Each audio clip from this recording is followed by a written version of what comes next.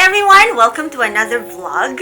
I just want to take this opportunity to be able to film in this very beautiful place where I'm in right now. So, samantalahin na natin habang nandito tayo. Today, I'm going to talk about the reasons why I started YouTube. So, para po sa inyong kaalaman, speaking is one of my weaknesses. Sabi ko nga, pakantahin mo na ako ng 10 beses, pero wag mo lang akong pagsalitain in front of a lot of people.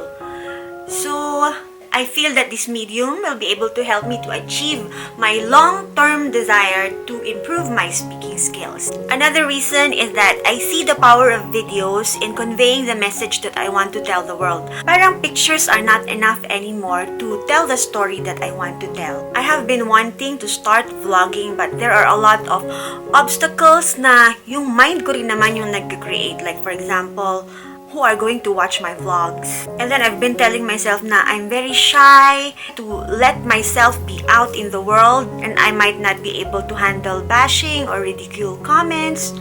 Wala ba yung mga bashers, inuunahan ko na sila.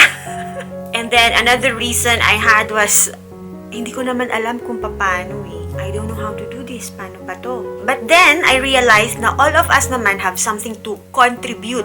Each of us are individuals na may kanya-kanyang strengths na pwede nating i-share sa ibang tao. And now that I'm doing YouTube, I realized that there are so many learning opportunities in this endeavor. Number one is you'll be able to develop your creative skills kasi you will be always on the lookout for ideas, for concepts na kailangan mong i-film for your viewers. Another skill that you'll be able to develop is your writing skills. Kasi you really have to plan and write your script so that you will be able to have a smooth flow of thought, a smooth flow of ideas so that your videos will have a better flow. Next is your editing skills because you definitely have to edit your videos. When I started, hindi pa ako ganun karunong mag-edit.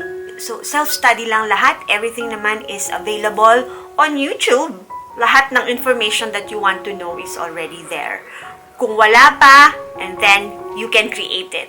One more thing is your research skills because definitely you have to read and research about the topic that you want to talk about.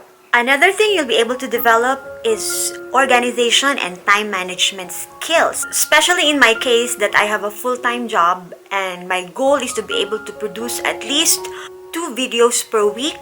So what I do is, ini-schedule ko talaga yung mga things that I have to do. And it turned out na mas madami akong na-accomplish ngayon because I am more focused.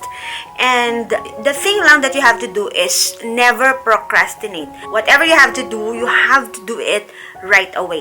So guys, if you want to start your own channel also, please do so. It's fun and it's rewarding and ang dami niyong matututunan. If you want to start your own channel, don't hesitate to message me and I'll be more than willing to help you out. Let's do this together, guys! It's more fun pag madami tayo. Hindi lang sa pag-YouTube, but in all other aspects or areas of your life na meron kang goals or you want to achieve something, the best time to do it is now. No other time is better than now. So if you're gonna do something, pagkatapos ng panoorin tong video na to, go ahead and do it already. So that's all for today's video, guys. I hope na na-inspire kayo to do the things na makakapagpa-happy sa inyo.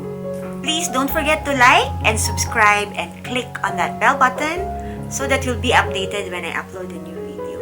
I love you all! Maraming salamat and see you on my next vlog.